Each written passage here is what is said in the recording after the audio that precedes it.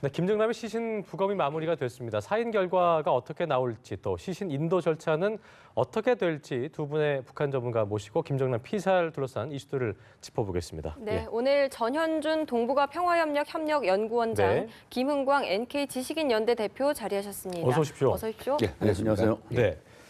김정남이 죽은 건 맞는 것 같습니다. 일단 부검이 됐고요. 부검이 좀 뒤에 이루어질 것으로 보이는 일단 저희 뉴스에 따르면 이번 주말에 예상이 되고 있는데 일단 또 추가로 용의자가 한 명이 경찰이 용의자를 붙잡았고 6명 중 2명이 체포가 됐는데요. 일단 지금까지 상황 좀 어떻게 좀 보고 계세요? 이거 갈수록 새로운 정보들이 계속 나오는 바람에 사실 어떤 정보가 정확한 건지 알 수 없을 정도로 정보가 난무하고 있는 그런 상황입니다. 근데 말씀하신 대로 김정남이가 확실한 것 같죠. 그 김철이라고 하는 여권을 그렇죠. 가지고 있는 사람이 아직 뭐 말레이시아가 공식 발표 안 해서 저희가 딱이라고 말할 수는 없지만 그렇습니다. 거의 뭐 99%. 예. 김정남이 뭐 지문까지 그렇습니다. 확보를 해서 예. 개조를 했기 때문에 김정남인 것은 사실인 것 같고 다만 이제 어떻게 죽였느냐 하는 거 가지고 뭐 이런저런 얘기들이 나오고 있습니다. 독침이냐 아니면 그러게요.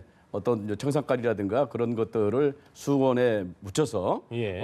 입을 가리면서 이제 그 살해를 했느냐 뭐 여러 가지 방식이 나오고 있습니다만은 그다음에 이제 가장 큰 문제가 이제 누가 그랬느냐 하는 왜 거죠. 그랬느냐? 예, 그렇죠. 누가 예. 그러니까 그것이 김정은이냐 아니면 또 다른 어떤 뭐 첩보기관들이냐 아니면 그냥 치정살인 내지는 뭐 돈 문제로 뭐 이렇게 얽히고 설키고 된 그런 문제 때문에 죽였느냐 뭐 이런 이제 여러 가지 얘기가 좀 원장님 있습니다. 개인적으로 어떻게 보고 계세요? 저는 뭐 김정은이가 했던 우리 정보기관에서 그렇게 또 말한 대로? 거의 99% 얘기를 했기 때문에 김정은이가 했을 걸로 생각이 됩니다만은 만일이라도 만약에 김정은이가 아니라고 밝혀진다고 한다면 상당히 이제 정보상에 혼란이 있겠죠. 예. 그렇지만 현재로서는 김정은이가 지시를 했다고 하는 것이 분명한 것 같고 예. 다만 말레이시아 경찰에서 이제 수사를 해야 되지 않겠습니까? 예. 그 범인들을 체포를 해서 과연 누가 지시를 했느냐는 것을 이제 따져야 되는데 사실 1983년 그 아웅산 테러 사건처럼 북한 공작원이 분명히 확실하다. 예. 그런다면 북한 소행이 확실한 걸로 그렇게 되고 또 칼기 폭파 사건 때 김현희 씨가 잡혔지 않습니까? 북한 공작원으로. 따라서 북한 소행이 분명해지는 건데 이게 지금 한 달이 두 달이 또는 세 달이 이렇게 걸쳐서 예. 만약에 킬러를 그러니까 청부살해의 살인이 됐다고 한다면은 그 수사 결과가 정확히 나오기까지는 상당히 좀 시간이 걸릴 가능성도 있다. 그렇게 생각합니다. 네, 지금 방금 전에 들어온 소식인데요. 김정남을 살해한 두 번째 용의 여성 저희가 말씀드렸습니다만 한국 여권을 소지하고 있었고 한국 여성인지 여부는 좀 불분명하고요. 이 위조 여부도 살펴본다고 하는데요. 일단은 어제는 첫 번째는 이제 베트남 여성인 거 확인됐지만 이것도 이제 뭐 위조라는 얘기가 나오고 있었고 김 대표님은 지금까지 너무 많은 것들이 지금 펄럭대다 보니까 좀 헷갈린데 김 대표님 지금까지 상황을 좀 어떻게 보고 계세요? 저는 뭐 그 사건 발생부터 지금까지 나온 뭐 몇 가지들 어떤 사실들은 뭐 굉장히 복잡하지는 않다고 생각이 됩니다. 네. 왜냐하면 뭐 특정할 수 있는 팩트가 있어요. 김정남 맞다, 죽었다, 죽은 것이고요. 국가수 했다. 용의자 체포 2명 됐죠. 이제 나머지 4명을 마저 붙들기만 하면 이 사건에 대한 어떤 전모가 드러나겠죠. 뭐 분명히 김정남을 죽여야 되는 원한 관계에 있는 건 세상 유일한 한 사람밖에 아마 없지 않을까. 김정은이겠죠. 그렇기 때문에 이제 이 사건이 좀 새로운 어떤 각도에서 전혀 그 예상하지 못할 그 국면을 맞은 건 아니고요. 기본적으로 한 가닥으로 가고 있는데 이 사건이 진행되기까지는 좀 시간이 좀 걸릴 것이다. 근데 이게 어떤 거냐면 왜 하필이면 말레이시아냐. 그러니까 그것도 궁금해요. 예, 그리고 왜 하필이면 5년 동안의 스탠딩 뭐 오더인데 왜 하필이면 요 시점이냐 이런 문제들 가지고 이제 여러 가지로 뭐 논의가 되겠습니다만 저는 뭐 결론적으로 이야기하면 저는 뭐냐면 그럴 만큼 한 그 아주 그 각박한 김정은이 인식하기에 당장 죽이지 않으면 안 되는 그런 아주 각박한 어떤 사건, 이벤트가 있었을 것이다. 실례를 들면 우리는 알지 못하는 그런 게 있었다. 있었을 것이라고 보죠. 그래서 아마 적어도 뭐 가장 우리가 이 대중적으로 이제 예측할 수 있는 것은 거의 망명설 첫째. 그다음에 두 번째는 이제 김정남이 이 반북 세력들하고 그런 연계가 아주 강화되고 있는 그런 어떤 가능성들. 셋째는 오늘 연합뉴스에서 나왔 나왔습니다만 저는 공감하고 있습니다만은 김정남이 이제 장성택이 관리하던 굉장한 어떤 돈을 그 수중에서 빼앗아내지 못하고 있는 이런 것들의 해결법 뭐 등등 그런 것들을 좀 예측할 수 있을 것 같습니다. 그러니까 단순히 편집광적인 그런 성격에 마음에 들지 않아서 그렇게 처분한 것이 아니고 뭔가 좀 이유가 있을 것이다. 지금 김 대표님 말로는 우리가 알 수 없는 뭔가가 있었을 것이라고 예상하고 계신데 원장님도 좀 동의하십니까? 그러니까 가장 단순하게 해석을 하자고 한다면 네. 김정은 입장에서는 자기를 음해한다든가 자기를 이제 비난한다든가 그런 사람들을 두고 못 보는 것 같습니다. 그게 뭐 친인척이 됐든 백두혈통이 됐든 뭐 장성택이 됐든 누가 됐든 또 자기를 만들어준 뭐 리용호를 포함한 개국공신들이죠. 이런 사람이 됐든 어떻든 자기에게 불복종하는 사람은 어떤 형태로든지 죽이든지 숙청을 하는 그런 모습을 보여왔거든요. 그동안에 쭉 보게 되면은. 예. 따라서 김정남도 사실 해외에 다니면서 지금은 최근에 뭐 1년 사이는 그렇지는 않았습니다만은 2010년부터 쭉 이렇게 추적을 하게 되면은 세습을 반대한다든가. 예. 핵 개발에 대해서 반대를 한다든가. 그런 게 무슨 뭐 지도자감이냐. 너무 어리다. 북한 주민들은 거기에 대해서 김정은에 대해서 동의하지 않는다. 이런 얘기들을 서방 언론을 통해서 많이 얘기를 했거든요. 그렇기 때문에 아마 그 국정원 판단에 의하면 2012년 한 2월 초, 예. 그러니까 한 5년 전부터 김정은이의 그 스탠딩 오더, 그러니까 명령을 내렸다는 거죠. 북한식으로 얘기하면 강령적 교시입니다. 그게 강령적 교시. 예. 반드시 실천해야 될 지침이죠. 따라서 그 당시에 이미 이 보위부가 됐든 정찰총국이 됐든 지시를 받았고 그것을 계속 이행하기 위한 일련의 노력들이 계속된 그런 결과라서 오늘날 피살이라고 하는 정점까지 왔지 않느냐 그렇게 보거든요. 결론적으로 김정은은 자기를 비난한 사람은 누구도 보지 못하고 죽이도록 명령을 내렸던 것이고 그 과정에서 뭐 돈 문제라든가 뭐 등등 문제가 얽히고 설키고 했던 점은 있을지 모르겠습니다만은 다른 하나는 원인보다는 정말 제거해야 되고 하나는 예. 김정은은 반드시 김정남을 제거할 수밖에 없는 그런 상황이었다 그렇게 봅니다. 알겠습니다. 자, 어쨌든 이렇게 북한의 소행이다 이런 게 거의 기정사실화가 되고 있는데 예. 그런데 이 독극물 피살 사건 북한에 아직 반응이 나오고 있지 않습니다. 뭐 네. 일반 주민들은 북한의 주민들은 김정남이라는 사람을 잘 알지도 못한다고 하는데 네. 부검 결과가 나오면 좀 북한의 반응이 나올까요?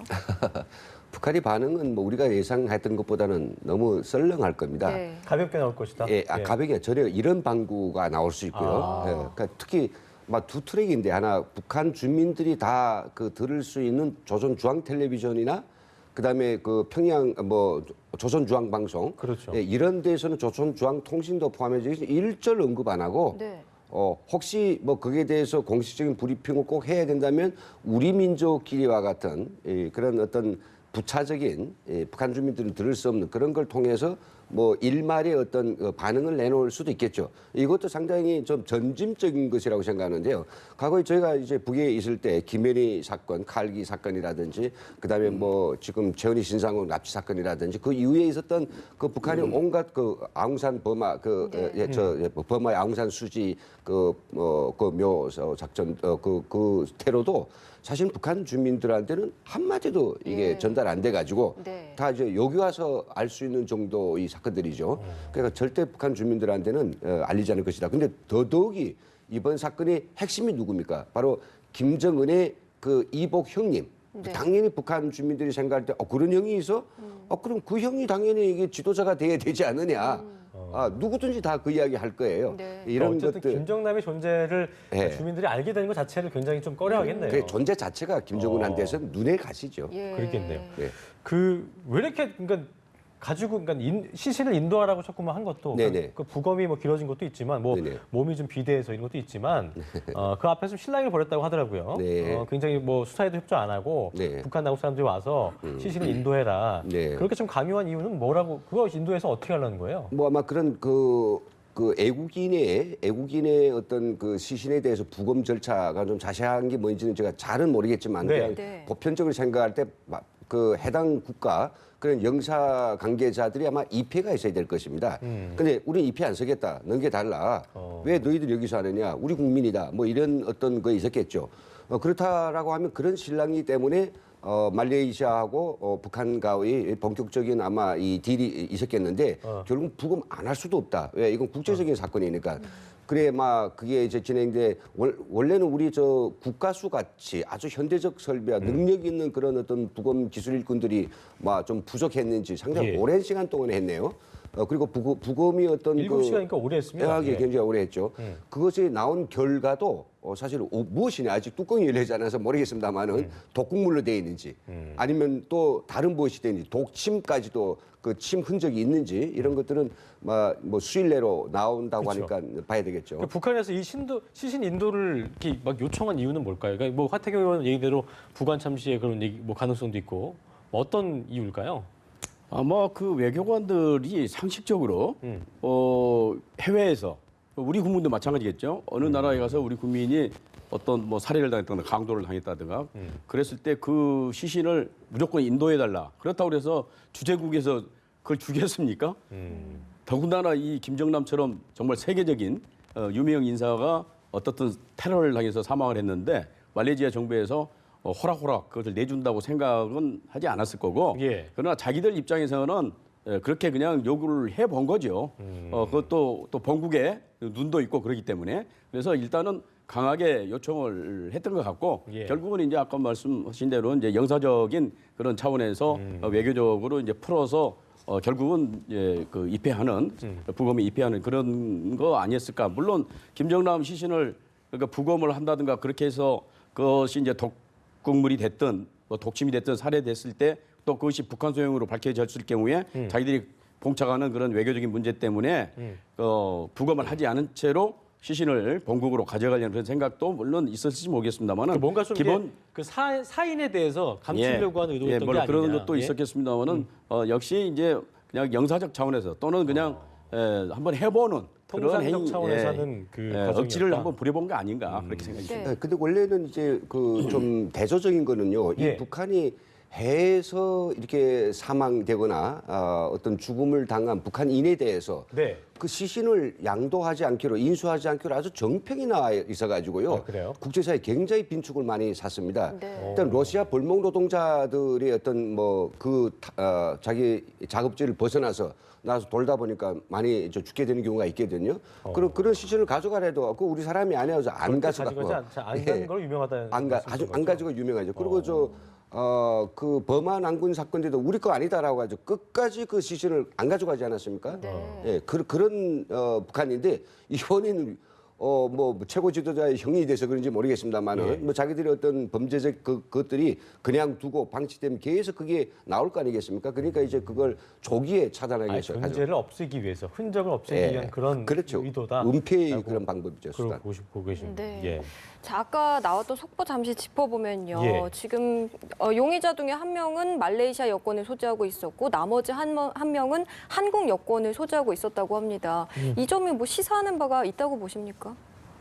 그러니까 처음에 잡혔던 여성은 베트남 여권을 베트남이었죠. 예, 갖고 죄송합니다. 있었고 예. 두 번째 잡힌 사람이 지금 한국 한국 여권을. 여권을 가지고 근데 이제 이게 한국인인지 모르겠고 교도통신의 뭐 보도에 여부- 따르면 예. 그렇게 예. 나왔다고 합니다. 그래서 이제 두 가지 다 추정이 가능하겠습니다. 첫째는 뭐 정말 베트남 사람이고 또 한 사람은 한국 사람이고 그럴 수도 있는 거고 또 하나는 이제 그 가짜 여권, 위조 여권을 가지고 다니면서 공작 활동을 한다든가 그런 네. 테러 활동을 하는 예. 그런 걸로 이제 해석할 수 있겠습니다만은 그것은 역시 이제 공식적인 말레이시아 정부의 어떤 발표라든가 그걸 봐야 알겠습니다만은 만약에 정말 한국 사람이 거기에 개입됐다고 한다면 상당히 이제 복잡한 사건으로 이게 빠져들고 아주 혼미스러운 사건으로 빠져들 것 이것도 같습니다만은 북한이지 않게 하기 위해서 뭔가 좀 수를 쓴 게 아닌가. 물론 이제 이런 지금으로서는 예상을 가짜 하지 여권일 않을까요? 가능성이 높다고 봐야죠. 여권은 말이죠. 예. 2005년도까지는 우리가 전자여권 되기 직전이니까 네. 중국에서 엄청 많이 이제 위조가 됐어요. 네. 근데 그래서 지금 탈북자들이 들어오는 것도 2005년까지는 뭐 브로커들이 막 중국 여권, 우리 대한민국 여권을 위조해서 많이 들어왔는데 지금 한 명도 못 들어오고 있거든요. 자, 그렇다면 이 여성이 가지고 있는 여권이 위조 여권일까 아니면 진짜 여권일까? 저는 진짜 여권이라고 생각됩니다. 그런데 그러면 여권이 진짜 소지자가 누구일 것인가? 라고 하는 부분도 있겠고요. 그래서 저는 이제 이 전면모가 밝혀질 때 그냥 북한 35실이 직접 한 거이기 때문에 이게 허술하게 하지 않았습니다. 몸체가 있고. 예. 그 몸체를 둘러싼 팔다리가 있고 지금 다 잡힌 건 팔다리고요. 예. 팔다리 상에서 몸체가 완전히 이 단절될 수도 있거든요.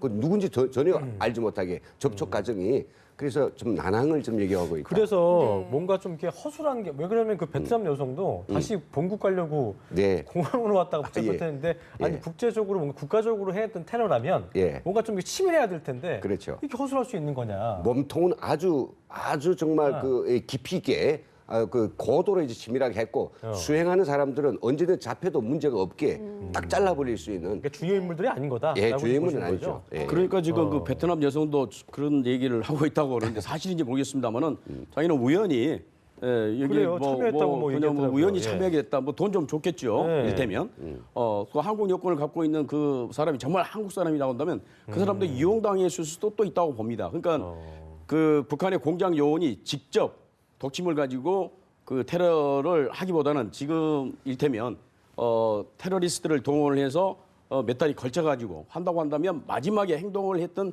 행동 요원들은 상당히 이용당했다든가 또는 돈 뭐 몇천 불에 네. 이를테면 그 유혹에 넘어가서 이용당할 수도 있고 그렇기 때문에 어떻든 수사 결과가 나와 봐야 네. 정확한 그 전모가 밝혀지지 않을까 그렇게 생각이 되거든요. 역추적을 해도 크게 뭐가 나오지 않는.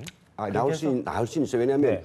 어떤 경우도 그 정부업자들만 그 현장에서 김정남을 살해하진 않단 말이죠. 그게 반드시 북한에서 직접 파견된 그 작전을 직접 현장에서 소식한 남성으로 이제 4명 중 1명인데 분명 그게 있습니다. 네. 그 작자를 잡아내는 게 아마 핵심이겠죠. 알겠습니다. 근데 그 사람들이 정말 그 공장 요원들은 정말 뛰어난 그 기술을 가지고 있고 오래된 그 훈련을 통해서 전문가로서 양성이 된 사람들인데 그러니까 실행 요원들은 그 별볼일 없는 사람들이 이제 돈 때문에 네. 실행 요원으로 그럼 뒤에서 그걸 계획하는 사람들은 더 조직에서 있다는 거죠? 보고 그걸 지휘했던 사람들은 벌써 튀었을 거란 말이죠. 네. 지금 시간이 지금 만 이틀이 지금 지나고 있는 상황 아닙니까? 따라서 이 사람들을 말레이 경찰들이 잘 체포를 하면 좋은데 이미 이 사람들이 튀어버리면은 그 마지막 그러니까 그 작전을 지휘했던 예. 35호실이 됐던 이런 사람들을 잡기가 그렇게 용이하지는 않을 거란 말이에요. 예. 그게. 어제 하루 종일 그 왜 살해 용의자가 여성이냐 이거에 대해서 많은 전문가들이 이제 뭐 최근 들어서 북한이 이런 작전에 있어서 미인계를 많이 이용한다 이런 얘기 많이 했었는데 그러면서 얘기 나온 게 이제 북한 정찰총국에 운영하고 있는 모란코 소대. 예. 이거 여쭤보고 싶었는데 이제 그런 요원이라 볼 수는 없겠네요. 그럼요. 이 현장에서 체포된 여자는 북한하고 연기가 직접적 훈련 받았다든 이런 가능성은 있는데 그래도 만에 하나 이 여성이 북한에 가서 훈련을 받고 필요한 어떤 보상 아래에서 왔을 수도 있거든요. 예. 그렇지만 그 본인 자체가 뭐 모란꽃 중대는 아닌 것 같고요. 네. 근데 문제는 뭐냐 왜 여성이었냐 아까 그 문제였는데 이번 사용한 게 스프레이란 말이죠. 만일 스프레이가 아니고 다른 강압적인 수단들 무선권총이나 아니면 뭐 독침 같은 이런 게라고 하면 김정은 자체도 김정남 자체도 굉장히 그 고함을 지르고 여러 가지 아주 그 강경한 그런 반응을 보였을 거예요. 충격이 있었을 때 예. 고통이 있었다면 예. 그 반응 크게 보였겠지만 그러지 못했다는 것 자체도 좀 뭔가 좀 더 예. 전문적인 어떤 살해 예. 수단이었다. 그렇죠. 보시는 거죠. 북한이 이제 과거에 썼던 가운데서 우리가 많이 알고 있는 건 스프레이는 이번에 처음이었고요. 예. 주로 만년필 혹은 전지라든지 그런 볼펜용으로 만든 예. 그런 독침이었는데 독침도 가서 살에 박히는 거가 있고요. 예. 그다음에 여기서 싸가지고 액체가 뿌려지는 거 있거든요. 네. 예. 근데 이번에는 스프레이라가 그 스프레이가 우리가 뭐 관념적으로 생각할 때 얼굴에 이렇게 척척하는 우리 그런 게 보통 아니에요. 독침이라고 하면 이제 들어가가지고 혈액 속에 독이 예. 퍼져서 예. 심장이 마비되거나라고 볼 수 있을 텐데 예. 겉에 뿌려져가지고 한다면 우리가 뭐 황사이라든가 네. 그런 테러가 아닌 경우에도 있는지를 좀 더 생각해 볼 수 있을 것 같아요. 정상가리 같은 건 몸에 이제 이 피에 예. 혈관에 이제 퍼져야 아주 그렇죠. 급히 즉사하죠. 예. 독침인 경우에는 그 사살 시간이 좀 더 빠릅니다. 근데 이게 스프레이니까 일단 기도라든지 순환계통을 마비시켜 가지고 즉사로 이제 넘어가니까 30분 걸리지 않았습니까?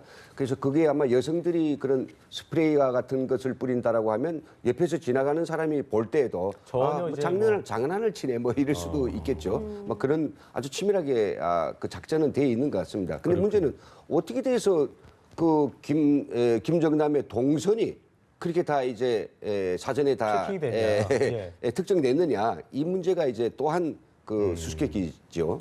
네, 알겠습니다. 자, 김정은 재임이 이제 5년 정도 됐는데 그렇죠. 뭐 장성택 처형에서부터 시작해서 지금 친족, 측근 끝없는 숙청이 이어지고 있습니다. 앞으로도 또 이어질 거라고 예측을 하십니까?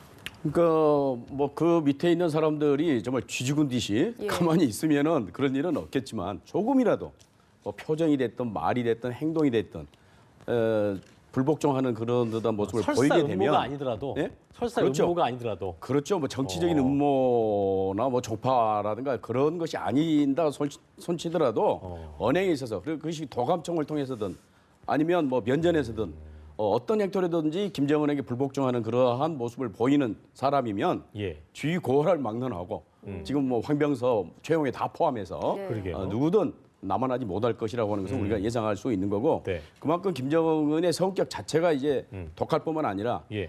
자기의 어떤 그 정치적인 위치의 불안감 같은 걸 계속 이제 느끼고 있는 그런 태도를 지금 취하고 있지 않습니까? 따라서 네. 그런 것이 완전히 없어졌다고 본인이 판단할 때까지는 그러한 정치적 숙청을 계속하지 않을까 그렇게 네, 생각합니다. 어제 그 어떤 또 일부 전문가들의 말에 따르면 김정남의 존재 자체가 뭐 백두혈통이긴 하지만 아까 저희가 또 이제 그 유철중 특파원의 그 모스크바 리포트를 봤지만 성혜림 씨라는 분 자체가 크게 어떤 의미 있는 여성은 아니었다. 김일성이 인정하지 않았기 때문에 네. 백두혈통을 볼 수 없고 그런 의미에서 굳이 왜 이런 낭인 같은 사람을 김정은이 주의까지 했을까? 결과적으로 아까 뭐 원장님도 얘기했지만 편집광적인 성격 때문만이었나? 네. 아니면 어떤 입지 불안이라는 게 있었던 건지 이런 부분을 좀 저희가 해석해봐야 될 것 같아요. 네. 김정은의 신변 그 어떤 유협은 사실 장성택이 죽고 나서 예, 그 상당히 우심해졌죠. 왜냐하면 그 장성택이 죽고 나서 이 김정남은요 정말 이 일본이나 이 남한의 언론들에 완전히 사라졌습니다. 네. 13년까지는 굉장히 많이 이야기했는데 예. 왜냐하면 저희가 알기로서는 장성택 조사 과정에 결국은 이 김정남이 그냥 뭐 마카오에서 도박이나 하고 뭐 그냥 풍류세월을 보낸 게 아니라 뭐 도를 갈고 있었죠. 야, 저 자리 내 자리야. 예, 그런 것 때문에 장성택도 밀어서 이 장성택의 그 최종 판결문 보면요, 이 장성택은 국가를 전복하고 혁명의 대를 끊어버리고 자기식이 왕국을 만들고 그 총리가 되고자 했다라고 하는 부분이 있어요. 네. 그 장성택이 총리라고 하면 그 대통령 누구냐? 김정남이라는 소리죠. 이런 것들이 이제 조사 과정에 나오면서 김정은은 결정적으로 이 형을 그냥 둘 수가 없다. 그리고 너는 뭐 나한테 충성 편지를 쓰고 제발 살려달라. 예. 나를 해코지하지 말라고 부탁을 했지만은 예. 너희 마음속에 그 숨겨진 칼을 나는 보았어. 그래가지고 그때부터 결정적으로 그러니까 대표님 말씀을 따르면 의미 없는 인물은 아니었군요. 의미가 있죠. 북한 주민들에게 김정남 아까 말씀드린 김정남이라는 형이 있어. 네. 근데 그 형은 동생한테 이게 버림받아가지고 해서 살고 있어. 이런 것들이 알려만 지면 사람들은 당연히 이제 가부장적인 그 어떤 인식하에서 그런 유교적 개념이 아주 강합니다. 그러면 뭐 저 사람이 어떻게 돼서 저거 하느냐. 유일하게 아들이 하나인 줄 알았는데 그것도 뭐 그 큰형이 있고 예. 하니까 북한 주민들이 의식이 싹 바뀔 수 있죠. 그렇군요. 자, 군 당국이 이제 보니까 대북 심리전 차원에서 김정남의 사망 사실을 대북 확성기를 통해서 군사 분계선 지역 북한 군인들 또 주민들에게 알리는 그 방안을 검토하고 있다고 하는데 이런 부분들이 조금 더 어떤 김정은을 더 자극할 수 있는 부분이 될 수 있을 것 같습니다. 어떻게 좀 예상하고 계세요? 그렇습니다. 그렇지 않아도 그 대북 확성기에 대해서 네. 북한이 굉장히 민감한 반응을 보이거든요. 예. 그 확성기를 통해서 젊은 인민군들에게 알려지게 되고 그 인민군 입을 통해서 또 북한 내부로 이렇게 전파되는 그런 것들이 있거든요. 그걸 이제 북한에서 비통이라고 보통 그럽니다. 예. 비밀 통신이라고 그럽니다만. 비통. 예. 비통. 그런 것들이 상당히 영향이 있거든요. 근데 예. 이 부분에 대해서 대북 확성기를 통해서 김정남이가 일테면 김정은의 지시에 의해서 살해됐다. 예. 이건 정말 비인도적이고 비윤리적인 것이다. 이런 식으로 갔을 경우에 북한 내부에 미치는 인민군에 미친 영향이 상당히 이제 지대할 것으로 생각이 되기 때문에 예.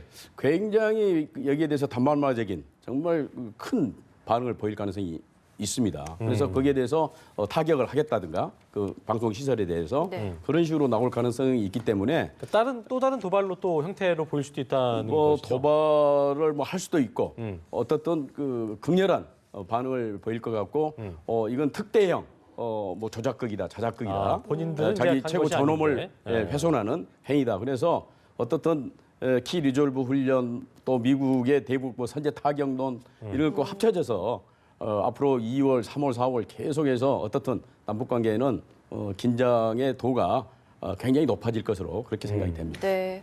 저는요, 결정적으로 아마 이 사건이 아마 지금 정체적인 흐름이 북한에 의해서 김정은에 의해서 기획되고 그 수하들에 의해서 자행된 그런 잔악행위 아닙니까? 세계적인 지탄을 면치 못할 거예요. 자, 그렇다면 이게 국제사회는 엄청나게 이제 그 지탄할 것이고 네. 특히 우리 탈북자 단체들은 이번 사건이 전모가 드러나면 바로 드러나는 대로 ICC에 저희가 국제 형사재판소에 이거 제소하려고 합니다. 네. 그럼 유엔 차원에서 우리 전 세계에서 하는데 그러면 북한으로서는 이런 세계적인 김정남, 김정은 그 관계 그리고 그 정통이 아니다는 막 떠오르는 게 굉장히 부담스럽기 때문에 예. 이거 일소의 다른 새로운 이슈로 이제 갈아치우기 위해서는 반드시 이 굵직한 그런 대남 도발을 일으켜야 되죠. 그럴 가능성이 있다. 네, 충분하다고 생각합니다. 알겠습니다. 네. 자, 국제 정세 좀 살펴보면요. 그렇습니다. 이번 김정남 피살 사건으로 북중 관계가 더 얼어붙을 거란 전망들이 있습니다. 예. 그런데 지금 김정남의 남은 가족들을 중국 당국에서 보호를 하고 있거든요. 이건 또 어떤 거라고 봐야 됩니까? 중국 입장에서 이 사건을 크게 보도하고 확대하고 하기는 쉽지 않을 겁니다. 우선 예. 이제 국제정치적 차원에서 사실은 이제 중국이 이제 몰리고 있는 상황 아닙니까? 네. 특히 한미일 공조를 통해서 중국을 압박하고 있는 그런 상황에서 북한을 이렇게 버리기는 쉽지 않을 겁니다. 물론 기분은 나쁘죠. 그러니까 장성터의 처형도 그렇고 이번에 김정남 살해도 그렇고 어떻게 보면 이제 친중파로 소위 분류되는 네. 꼭 그런 건 아닙니다만 어쨌든 중국의 좀 우호적인 그런 세력들이 계속 죽어나가는 것에 대해서 중국 당국은 대단히 기분이 나쁘겠습니다만은 그러나 그것을 외부적으로 표현한다든가 그럴 가능성은 높지는 않다고 보거든요. 그래서 북한을 일정 정도 이제 관리를 하겠다는 그런 이제 생각인 거고, 네. 그다음에 그 이제 김한솔이라든가 이런 사람들 보호하는 것은 뭐 중국 입장에서는 기본적으로 제외 국민이기 때문에 제외 그 외국인이기 때문에 그렇게 또 해야 될 뿐만 아니라 이 사람들이 계속 주목받고 있는 사람들 아니겠습니까? 예. 김정남도 그랬었고 그렇기 때문에 공안 입장에서는 조금 더 이제 경각심을 가지고 그러게요. 이제 보호하는 거라고 생각이 되고 만약 김한솔이가 또 어떤 이유에서 테러를 당한다면 그러면 그게 또 세계적인 이슈가 되고 만약에 정말 중국 내에서 그런 일이 벌어진다고 한다면 북중 관계는 이제 돌이킬 수 없는 상황으로 가지 않겠습니까? 그래서 그런 일이 일어나지 않도록 철저하게 신변 안전을 이제 거기에 이제 심혈을 기울일 네. 가능성은 뭐 있다고 보는 거죠. 네. 우리가 1차원적으로 생각한다면 친중파였던 네. 그 김정남을 죽였기 때문에 네. 북한에서 뭔가 보도를 좀 그 크게 하면서 네. 북한을 좀 압박한다거나 중국이 그럴 단순한 생각도 해볼 수 있을 텐데 지금 그 원장님 말씀대로 연합뉴스 기사를 봐도 그런 것이 김정남 피살 관련된 민감한 기사 같은 것들이 내리고. 싹 없어졌다. 예. 보도 통제가 되고 있다고 지금 네. 기사가 나왔는데 그 부분은 네. 어떻게 좀 읽어야 될까요? 아마 중국은 이 설들이 굉장히 이렇게 부풀려지거나 확전되는 것에 대해서는 바라지 않는 것 같습니다. 왜냐하면 뭐 전 세계가 공인하는 거는 김정남 그 중국이 보호하고 있어라고 했는데 그렇다면 중국이 어떻게 보호했느냐? 그들이 보호의 기술이 그 능력이 그쯤밖에 안 되느냐? 라고 하는 것들이 이제 도마 위에 오를 수 있고요. 그래 그런 거 확전 중국으로서는 도움이 되지 않습니다. 다만 중국이 지금 거듭되는 뭐 북한에 크게 두 번이 강타를 먹지 않았습니까? 북극성 이호를 또 쐈지. 그것도 통지도 안 하고 또 자기들이 이제 친중파라고 할 수 있는 그런 김정남 살해했으니까 이번엔 뭐 드러내놓고 소리 내면서 주는 아픔보다도 말 없는 아픔. 바로 이제 그 북극성 2호를 쏜 다음 날에 1만 6천 톤의 그 석탄을 중지시켰습니다. 예. 이제 아마 중국은 좀 여러 가지 방법으로서 북한을 아프게 할 것입니다. 예전에 장성택 죽이고 처형하고 나서 네. 바로 이제 최룡해가 급파돼 갔죠. 시진핑 하루 종일 저 오전 한나절 안 만났습니다. 네. 그리고 군복 입고 들어오니까 나가서 사복 입고 오라고 이제 완전히 저 닦아세웠고요. 네. 이번도 아마 북한은 이 자기들이 어떤 그 실체에 대해서 그 사실에 대해서 중국에 설명하러 가야 될 겁니다. 예, 우리가 옳소 아니요. 또 옳다라고 하면 왜 그랬느냐. 양해를 구하는. 네. 이때도 아마 중국의 아마 태도는 분명히 알겠습니다. 나타날 겁니다. 아까 원장님께서 말씀하신 대로 동북아 패권 경쟁 차원에서 본다면 미국과의 관계를 살펴봐야 되기 때문에 마냥 북한을 원망한다든지 북한을 좀 압박하는 걸 하지, 그러니까 그게 이런 보도를 통제하는 것 자체가 결과적으로 지금 뭐 안철수 대표도 사드 배치 반대 입장에서 좀 선회한 입장을 발언을 했다고 하는데 결과적으로 북한이 국제사회에서 압박이 된다면, 고립이 된다면 사드 배치가 좀 더 옹호될 수밖에 없기 때문에 그런 부분을 또 염두에 둔 것도 중국 측에서는 있을 것 같습니다. 어떻게 좀 해석해 볼 수 있을까요? 그러니까 이제 우리 입장에서는 안보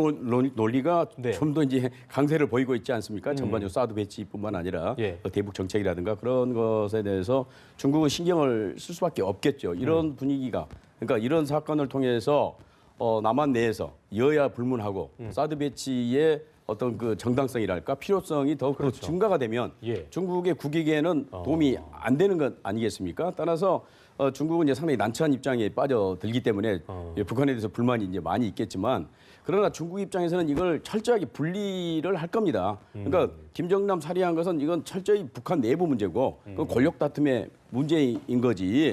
무슨 사드, 그러니까 군사적인 사드까지. 문제하고 무슨 상관이 있느냐? 그것이 아니다. 그건 그거고 사드는 별개 문제다. 심지어 북극성 2호 발사 이후에도 중국의 반응은 뭐냐면 그건 그거고 사드 배치는 그걸로 방어가 되는 게 아니다. 사드는 결국은 자기들을 목적으로 한 거지 북한을 겨냥한 거 아니다. 이런 식으로 아직도 얘기를 하고 있지 않습니까? 예. 따라서 이런 테러 문제 가지고 사드 배치의 어떤 그 정당성이 남한 내에서 일어난다고 했을 때 중국의 논리는 철저히 분리하려는 그런 식으로 가지 않을까 생각이 그것과 됩니다. 이거는 관계가 없다는 식으로. 그렇죠. 그런 논리로 것이다. 계속 아하. 사드 배치를 반대한다 이거죠. 알겠습니다. 네, 오늘 말씀 여기까지 듣겠습니다. 네. 전현준 동북아 평화협력연구원장, 김흥광 NK 지식인 연대 대표와 함께했습니다. 두 분 고맙습니다. 고맙습니다. 네, 수고하셨습니다.